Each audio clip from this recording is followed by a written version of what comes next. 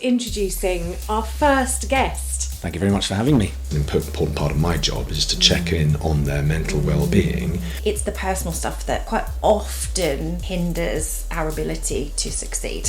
If you spend all of your time in the trenches, you'll suffer the consequences. As we help organisations scale, there's different people for different stages. Slowly at the top. Okay, great to be together today and introducing our first guest. And we're very excited to have you, John. Welcome to the podcast. Thank you very much for having me. Really looking forward to getting to know you better while we're together. And so let's start with, your organisation, Blink. Tell us a little bit more about that, a bit more about you. Yep. Well, after quite a long career in the sort of advertising, marketing, communications world, I sort of segued, or not by design, into advising the founders of agencies, and they're mostly kind of comms, creative types of agencies and studios. And I did it on my own for a while, and then as demand grew, I realised I needed to build a team of other advisors. So we're now a team of very, very, very seasoned ex-agency leaders helping agency founders grow their businesses. And predominantly we do that by helping them hatch a longer term growth plan, covering all of the aspects of an agency business, from sales, marketing, operations, talent, the financials, client development, all of those areas that are going to help drive the growth of an agency. So share a little bit more about the clients you're working with, the type of work you're doing. I mean, you've been going for 8 years now. Yeah, the kinds of agencies we work with is a broad church. Ultimately, they're all agency type businesses. They provide a service for fees in the main, but the fun bit about this, other than it being a people business, is that they are communications businesses, strategy consultancy, experience, product, and software design businesses, branding studios, employee engagement agencies. I'm personally currently retained by 8 different agencies of all of different hues. So that kind of variety is really fun. But the most fun thing about it is obviously the mad, messy people who run them. And having been a founder, I really understand what that's like, what it's like to lie awake at night worrying about paying your team, winning your work, and building the business. So it's a pretty privileged role being a strategic advisor for founders. Yeah. And I think there's something in that, isn't there, about that mad messiness, which I can relate to so well. So, really standing in the shoes, really understanding it from their perspective. What's really interesting is, even though you work across a multitude of different types of agencies, do you see any themes or things in common that you see in their journey as you're helping them with their growth and their strategy? Yes, there are a lot of commonalities, both in terms of founder-run businesses, and agency-type businesses that offer sort of creative services and common services for fees. So if you start with founders of these kinds of businesses, and this applies perhaps more broadly to founders in general, there are lots of good and challenging things about being a founder. Most of the people I work with are incredibly bright, energetic, passionate, driven. They're sometimes quite limited in terms of their sort of the breadth of their acumen, their business acumen. But maybe they've come up through sales or come up through the creative line, but haven't been exposed to a lot of other aspects of running and building an agency, such as the financials or hiring and developing people. And that's where that sort of breadth is where we come in to fill in some of those gaps. They can be sometimes quite chaotic, and it's not just the creative lot, it's all sorts of founders, mostly because they're wearing a lot of hats when they start, and very few founders I meet, and I was the same, come into the business to start an agency with all of the foresight and all of the acumen and knowledge that you need to build a business comfortably and quickly. So that's a big challenge. On the agency side of things, there are lots of commonalities between these different agencies, and it depends on the nature of the business, but they have different challenges at different sizes, whether they're a 5-person, 10-person, 25-person, 50-person agency. Yeah, absolutely. And so what advice would you give to both populations? You know, if you think about your 8-year journey yourself and now seeing multiple organisations go through that scale, to the founders themselves, what advice would you give them? You know, that real golden nugget, and equally specifically for agency leaders. Well, I suppose my number one piece of advice for any founder who wants to grow their agency business comfortably and ideally quickly is to have a plan. Obviously, I would say this because you know it's a big part of what we do is helping them develop a growth plan for the longer term. But it is statistically proven that if you put a plan down, you are much more likely to succeed with it rather than carrying an idea around in your head. And it is also statistically proven that if you keep going back to your plan, so it holds you to account, then you are even more likely to succeed with your growth plans. So having a plan that holds you to account, so you can track your success and measure it is hugely important. I think the next thing is that, and I can paraphrase a great Silicon Valley founder who said, hire a great team and then get the hell out of their way. And I think in the early stages, in the early years of being an agency founder, you have to wear lots of hats. You've got to do a lot of the work, selling, marketing, the creative, delivering the work, managing people, etc. But ultimately you want to start as quickly as possible hiring in people who are going to ideally be better at certain things than you are, so that you focus on the small number of things that a founder should as the business grows, which are primarily marshalling the growth plan, getting out there and winning work and developing relationships with clients that help grow your business, whilst other people take on the specialist roles within your business, whether it's the financial, people management, office management, whatever. And that's really interesting what you say. And actually, I think we're probably going through a similar journey, actually. And it's really quite helpful to hear you say that the most important things I could really be doing is out there doing the selling and the BD, and then making sure that we've got a clear plan that we're all following. And starting to hand some of those things off is really helpful. But there is always that concern, isn't there, that it's going to go wrong. But I guess it went wrong when you did it first time yourself, and you've just got to kind of allow for some of that as new people come in, as they learn, as they do things. But if they're better than you, hopefully you have less of that. Yeah, you can totally see how those challenges arise, and obviously, you know, we're in a very similar organisation ourselves, so we can see them too. I think as well that piece around the plan, and when the business is still quite small, being really clear about what you will do and what you won't do.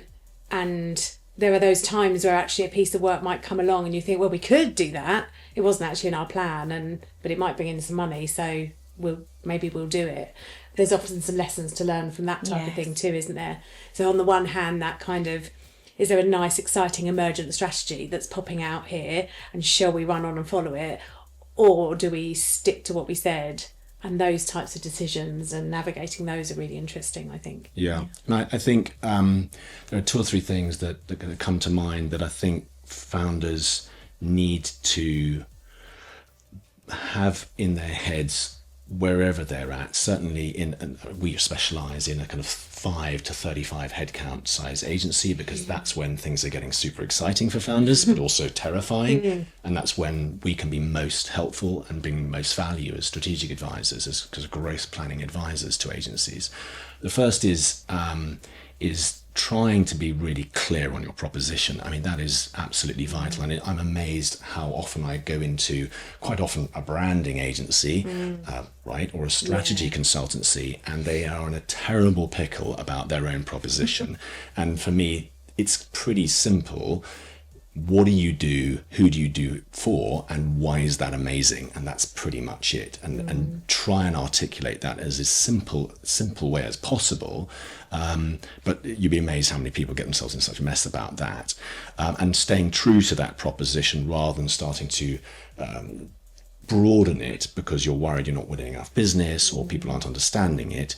And before you know it, you're trying to be a master of none. And that doesn't help, especially in the agency world, because because people pick specialists, people pigeonhole people. They want to go to a branding agency or an experience design agency or an employee engagement agency. They don't want someone who says, oh, we do everything, because that's just not how clients choose their agencies, right? The second thing is what I call trench rot, which is rather a depressing sort of First World War sort of term, but what it's suggesting is that if you spend all of your time in the trenches, you'll suffer the consequences. And part of our job as advisors is to pull founders out of the trenches so that they refix their sights on the skyline, on the horizon, which is where we set the plan. We set our plan based on where they want to be at what we call a founder's freedom point in 2, 3, 4 years' time, and work our way backwards and build a plan to that freedom point. And so periodically being pulled out of the trenches so that you remind yourselves where you're meant to be heading is a really important thing for founders. The third thing I think that's really important for people who are leading and have founded a business and are leading it is, whilst yes, it's important to bring people in to start doing things around you, I think for the first few years of an agency business especially, you're going to be leading from the front. You are the point of the spear. And I think it's really important for founders to be clear with themselves, honest with themselves, as well as with the people they're gathering around them, what their superpowers are. And I think when you're in the trenches as a founder, you've got your head down and you're doing your best to win work and deliver it well and develop relationships with clients, you can sometimes forget to look at and focus on what you're really, really good at. And I think, again, almost as part of the plan, putting that down and looking at it and reminding yourself regularly, and we all have to do this, is a really important part of an agency's growth, but more importantly, it's a really important part of a founder's growth. Yeah, so I think that's a really important time for an organisation, especially a small one, where they go from that target audience that you've got, that kind of 5 and growing, because then there's a lot more people to keep aligned to the plan, keep on track with what we're trying to achieve. So what would be some of your learnings in that space? So obviously any founder, someone who's founded their own business, has presumably, in most cases, worked somewhere else, and quite often in a bigger business, and thought, well, this is a laugh, but quite like to do this myself, bring home more of the bacon, be in more control of their destiny, etc., whatever their reasons. But quite often they've worked in a business, not necessarily siloed from other departments or functions in the business, but they've not had a lot of exposure to some of those other areas, right? So you might be a creative director, have been an executive creative director in a bigger agency, and led a team and been involved in people's development in your area, but you're not really involved in HR, let alone the sort of financial operational side of the business. And you might not have been that involved in things like the marketing of the agency and client development, for example, which are obviously really key when it comes to agency growth. So part of our job as strategic advisors in helping people map out a plan and then keeping them to the plan is helping them understand that the business of developing people within an agency organisation, and this probably applies to most organisations, is for us sort of threefold. It's a longer term, it's a long play, right, developing people, right? You hope in the main that you want people to come into your business and want to stay there for the long term, ideally, so that they blossom and you get the most value out of them and they get the most value out of you and the business. So in our planning, when it comes to people, it comes to talent, as people call it in the agency business, there are sort of 3 parts to that. First, team configuration. So thinking longer term about how you build the team, the people in your business. Because if you think very short term about talent, all you'll end up doing is winning a piece of work and hiring to deliver that work. Oh, we need 2 more junior designers for the next 6 months, rather than thinking, which is how we get them to think, which is think 2, 3, 4 years down the road when your business is 4, 5, 6 times the size, you're doing that many times more work. Who are you really going to need in your business? You're going to need a senior leadership team. You're going to need people to lead certain areas. You're certainly going to need people to lead teams. And so you start to look at the wider structure of your business and the dotted lines for things like finances and operations and HR, etc. So the team configuration piece is really important. It's most important because then it informs the two next pieces. The first is your hiring plan for the future over the longer term, and the second is how do you develop people once they're in the building? And so your strategy for hiring and your strategy for development are informed by configuring a team for the longer term, and that's really important. And I think a lot of founders, because they haven't been involved in those aspects of an agency business, are run into problems because they don't get ahead of it. And a big part of our job as strategic advisors is to help founders see round corners. So that's really important, I think. Yeah, and I mean, I'm nodding at all of those things and thinking yes and, as I often do, because yes, of course, all of that theoretically sounds perfect. It all makes sense to all of us, and we know that all of that needs to be true for growth to happen. And yet you used earlier mad and messy, right? And I sit there thinking actually one of the common pitfalls or challenges we see with our clients is knowing when to go and when to wait. And it's really lovely when you're not in the business, isn't it, to look at it from a different angle and say, well, of course, these are the steps that you need to take, but you've still got predominantly, it's certainly at that point of growth, those founders are still messily in the middle of doing a lot of the work themselves and probably working in the business rather than on the business. What advice do you give them to help them move from that to then this really ideal state of having other, I mean, it's the dream, right, for most founders, having other people to do other pieces of the work that I didn't really want to do in the first place when I set up. So yeah, what advice or how do you help and support them? Well, obviously, painting a picture of what that future looks like so people don't keep running into these things like they're new is really important.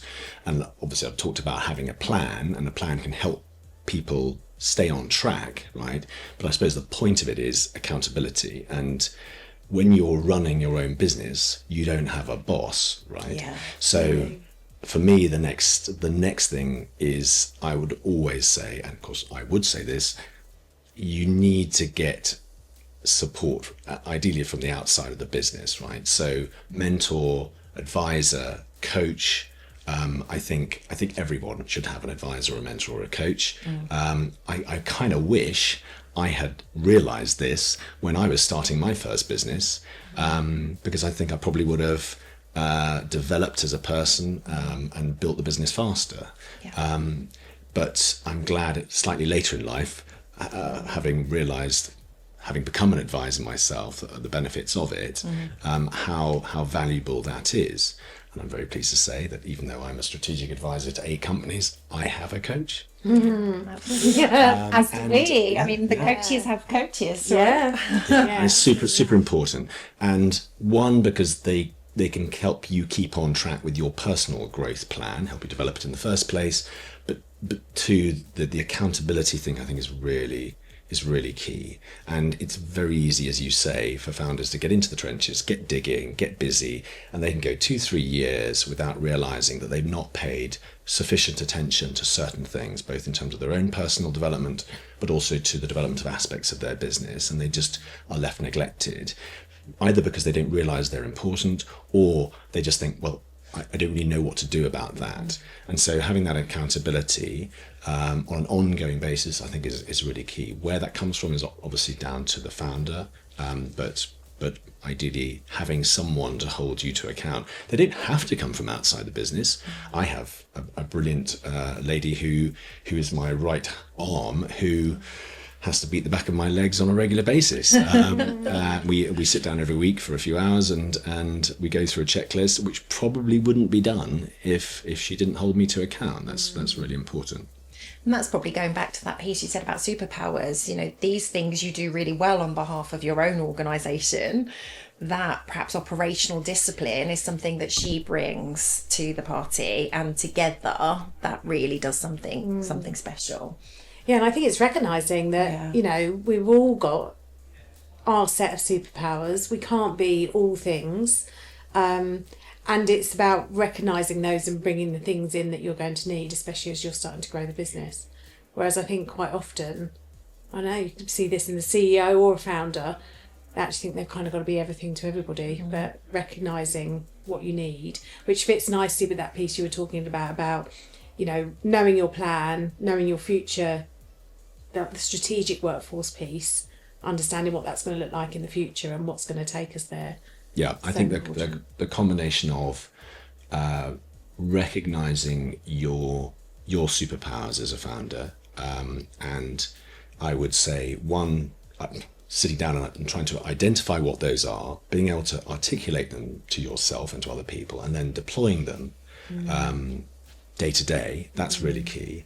But also bringing in smarts from elsewhere, from the outside, whether that's through a coach, an advisor, a mentor, or through the people that you hire, or through outside expertise that you use on a fractional basis. In the case of agencies, we often put fractional financial directors and financial controllers in HR and people specialists, legal help, marketing, new business, on a needs basis, and bringing those smarts into the business and making sure they leave those smarts behind if they don't, even if they don't work with you in the long term. I think is ultimately being smart. Yeah, exactly that. That's good, because that's what we do, right? That's what we do. Yeah. So wanted to jump in and go, oh yes, well, let me tell you a little bit about us. But I think to that point then, really it's as important to know what you're not good at and be okay with that, because I think there is this feeling as a founder that you really ought to be good at everything because you're leading everybody in the organisation, because at that point you still don't have a head of marketing and a head of finance and a head of people. And so you feel, perhaps, I know I've felt before, that I needed to therefore be the one that knows all of that in order to be able to lead the team and look like I know what's going on. So it is helpful, and I've learned to know what I'm not good at and bring other people in, and when you can afford it, of course, but and being okay with that, because the energy that you expend trying to be really good at something that you are not isn't as impactful as going and doing more of what you're great at. Couldn't agree more. Absolutely. Yeah. I think I've probably come to that quite late in life. Not just because as an individual you feel compelled to get as much right as possible, but also because you can work in organisations where actually they haven't quite got it either, and they try and fit square pegs into round holes. I used to I was working for an agency, and I looked after their Microsoft business. So the Microsoft was our client, and I spent 4 out of 5 days a week at Microsoft's headquarters outside London, and they were consistently best employer of the year for the Sunday Times, whatever it was, because they had one approach to hiring people, and that was, don't make people do stuff they're not good at. Put them on the stuff that they are good at, and the business will thrive and flourish. So I think that was a really good attitude. And as an individual running an advisory practice, I have to remind myself that there are inevitably going to be people who are better at certain things than me, both in terms of the team of advisors we have. I now have a client servicing and development guru who can go into bigger agencies where they've got some systemic issues with their client facing teams. I've got a couple of advisors who specialize in larger agencies, and I've got a couple who specialize in much smaller sort of budding agencies, so much smaller size, where the challenges are different. Yes. Yeah, we quite often say, as we help organisations scale, that there's different people for different stages as well. And we've got closer and closer to understanding through psychometrics, psychology, some of the work that we're doing, that if you do work that your energy is aligned to, do work that you love, you're going to be awesome at it and enjoy it. The minute those things are out of alignment, actually it's not going to be as enjoyable, and we know people therefore don't do as well. So, you know, certainly in some of the organisations, in that kind of succession planning that you were talking about, and what does my team need to look like for the future, that may mean that people that are in it today are not necessarily in it tomorrow, or not in the same place tomorrow, and that will be as good for the business as it is for them as individuals. So yeah, it all makes sense. Yeah, absolutely. And so your biggest watch outs, what's your kind of biggest watch outs, and what would you suggest that founders do? I think for founders, just starting look founders, they're looking at their businesses. I think to your point just now, Kelly, what a business needs at one stage in its growth is not necessarily going to be what it needs at another stage in its growth, and that applies to people. As you said, Joe, it applies to your operations, to your processes, your practices. It might even apply to your product.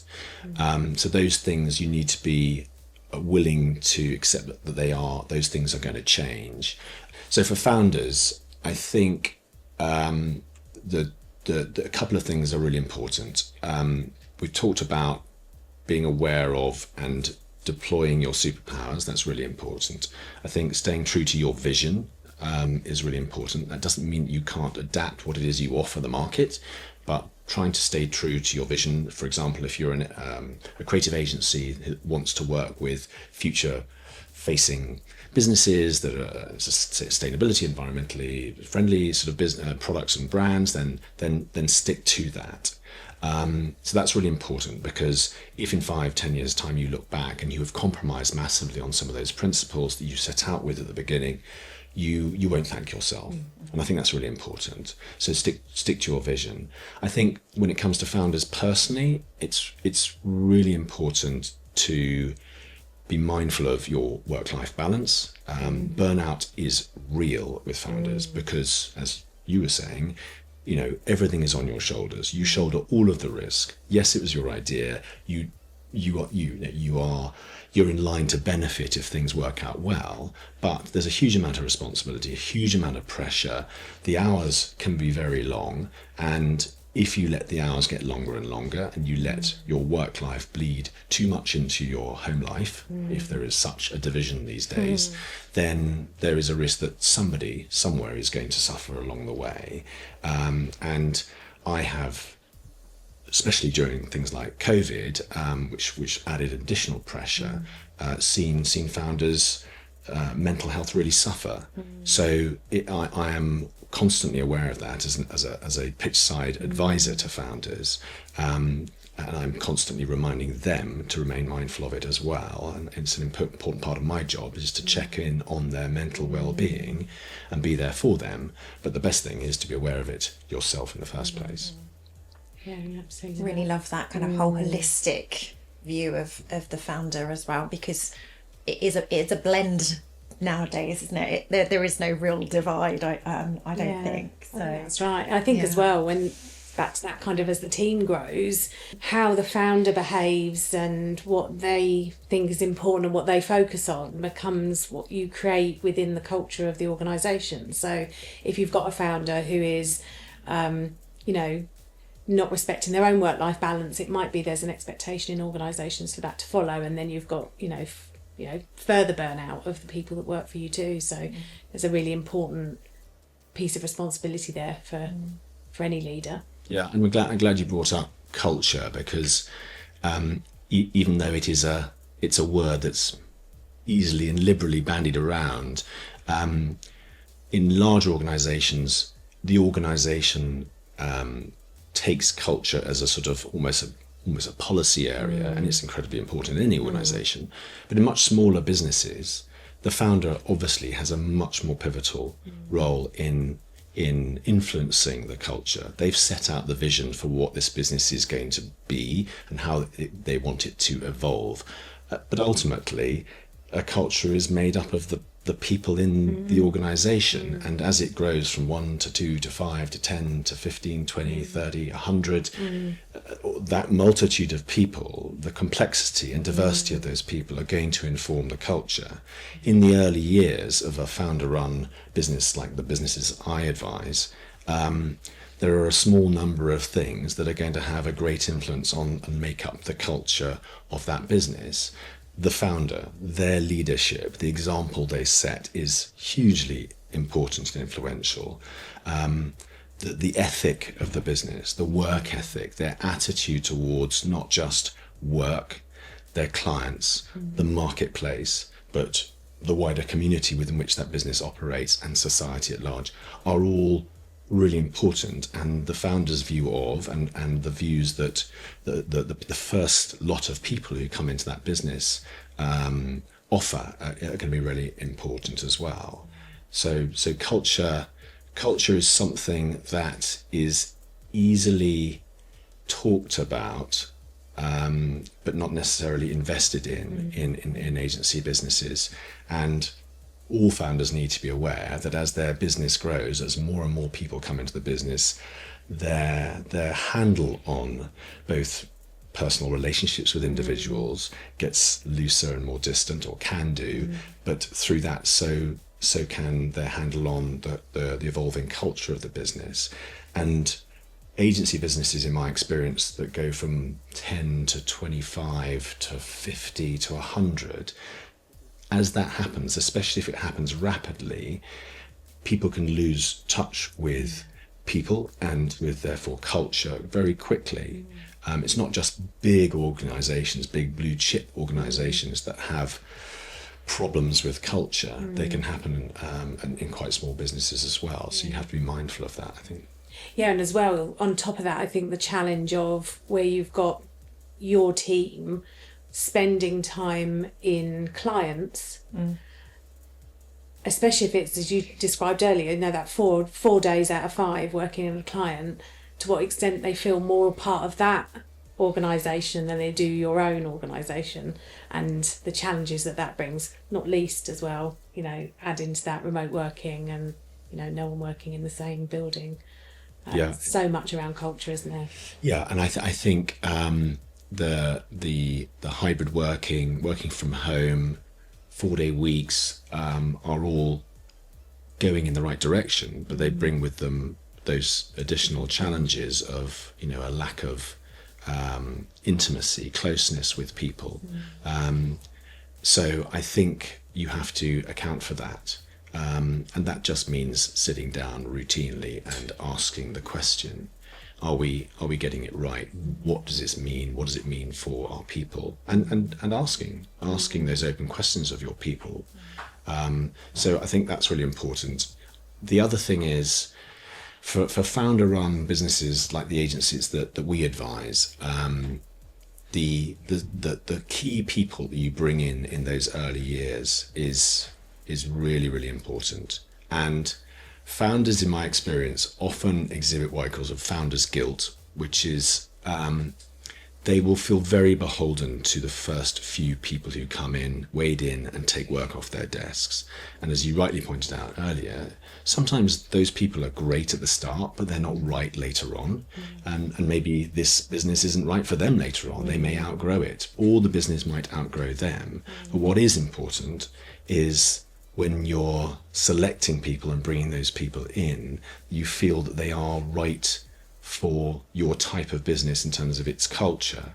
And I always talk about the 5 things. So when one of my agency founder rings me and says, look, we want to get a new design director, or I'm looking for a new creative director, or a head of strategy, or someone who's actually now going to lead up our client services team, because we've now got 3 account directors and 4 this and 3 that.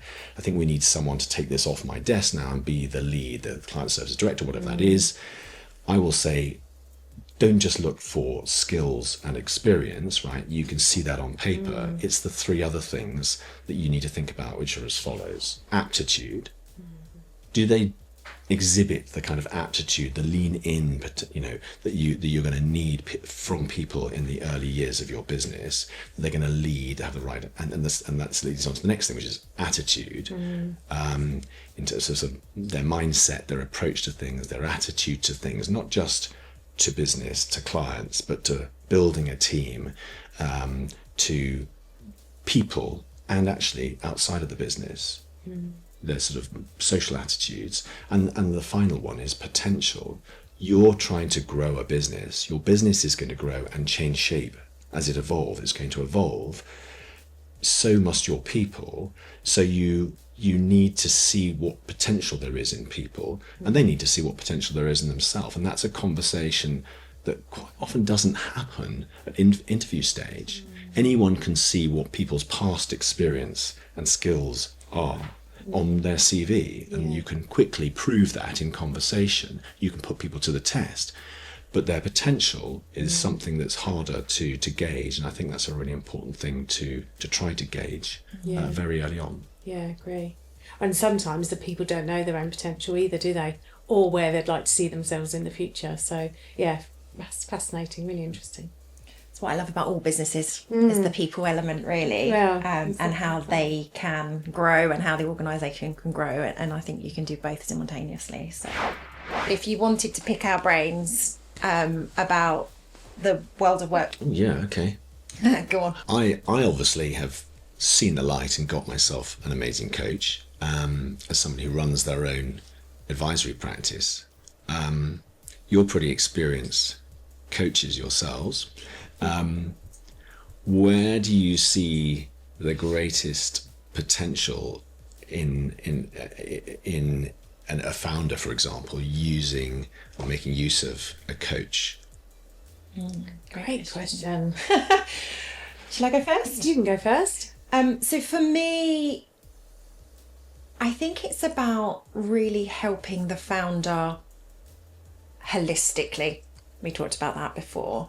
And helping them not only to articulate where they want to take their organisation, because that's what they're in it for, and why they want to, but to tap into the more emotional side of that journey. Why are they doing this? What are they prepared to do, not to do, to get there? And then really get into, so a lot of the coaching I do is both professional and personal, and really it's the personal stuff that quite often hinders our ability to succeed, almost that self-sabotage. And for me, it's getting into those things and creating a safe space for the individuals to really look at that, because actually then they're very unlikely to look at that with their own team, of course.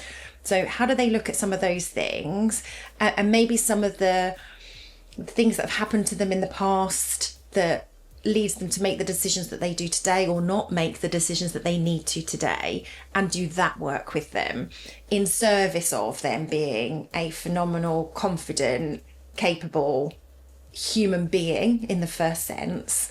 And then of course we do the work with them around, what does your strategy need to look like, what does your people plan need to look like, and help them perhaps physically do some of those things as well. But for me, you can't separate the human being from the organisation. That would be my response to that. Nice response. Your turn. For me, I think it's kind of two things. So one is helping a founder recognise that they are unique, but they're not in a unique situation. There's other founders. There's a lot of common themes that exist for founders and the challenges they face. And then the second thing is, I think it's probably the most lonely role anyone will ever do. And so having someone that is just for you to talk to, and for that to be exactly as Kelly describes, that safe space to explore, to think out loud, to express some of those areas of concern that you might not want to talk to. You might not have anyone else to talk to about it. It certainly wouldn't be appropriate to talk to about some of those worries with your team. So I think for me, it's kind of sits in those two areas. It's lonely at the top. Yeah. So lonely at the top. And I think there is a difference. There is a difference between coaching and mentoring as well, is probably the final thing I will say. Coaching is really about helping unlock that potential of a human being that already exists. And very rarely would a coach give any answers. Whereas a mentor or an advisor, as you're talking about, is someone that's walked in those shoes, has worked for Microsoft, has done this great work previously, and therefore can give you ideas, suggestions, and fast track that part of your journey. And so actually sometimes I think it warrants having both players on your team, a coach and a mentor that can help you both personally and professionally. No, I think that's true. In the main, I tend to work as an advisor to the founder of a business. So I do work with teams occasionally, but it tends to be 1-to-1 or 1-to-2 partners in a business. At the top of the business, you do a lot of work with teams, and how does that differ, that team coaching, to working with individuals? So team coaching definitely has some similarities. in a way, there's an element of coaching each individual in the room at the same time, and some of the work that you might do might be, individual to them. But I guess what you're trying to do in a more team environment is this piece around, well, how do we achieve high performance? So quite a lot for me around creating psychological safety, bringing out the elephants in the room that exist, giving them a safe place to explore the elephant. Why does it exist? Why do we never talk about it? And the impact the elephant is having, which often can be something, that's been there for a long time, but teams actually feel really uncomfortable with exploring it. Sometimes it can relate to the CEO or the founder, for example, and actually that power play means that they don't want to talk about it, or they've tried to talk about it and had their fingers burned at some point. So I think there's a lot for me in that kind of space where we can just try and get past, the power positions in the room, the cliques that exist within the room. I suppose it all comes down to psychological safety for me, and trying to build on that trust that we help them to create with each other individually and then as a group. So there's kind of a bit of a blend of individual and team stuff happening at the same time. I love working with individuals. I really love working with teams and coaching teams, because there is so much to unlock. There's so much complexity. There's all those different preferences, behaviours, characteristics. But actually it's not dissimilar to the work that you do at an individual level, which is getting clarity on why do we exist? What is our purpose? Who are we here to serve, and why? And then really unlocking those superpowers of individuals in the team, and how that leads to a greater, the sum is greater than the parts. And then agreeing ways of working. So holding ourselves accountable and having a plan as a group of individuals that come together as a team. And then saying, actually, and if that is the plan, how are we going to work together, and how are we not going to work together? So in actual fact, whilst the process we take as coaches is very different at a team level, it is still the same coaching philosophy that we use. It's still great questions. It's still looking at what's happening in the dynamics of the team and bringing that to the surface so individuals and team can see it, and then agreeing what we're going to do about those things. And as the coach, our role is to just really help them do those things for themselves. So a coach's role is not to be there for infinite period of time. It's about giving people the skills and ability themselves to self-manage going forward, maybe with a drop of different coaches along the way. So again, I would say, in the same way as we've said, the team doesn't necessarily stay the same for the whole journey. I think the coaches might change too, and the mentors. So which is why probably the chemistry is so important at each stage. That has been a really fascinating conversation, John, and many of the points have probably resonated with Jo and I to perhaps reflect on. We have a strategy session tomorrow, so we will adopt some of the things that you've shared with us as well. So thank you very much for your time, very much appreciated. Pleasure. Yeah, Thank really you. good to get to know you.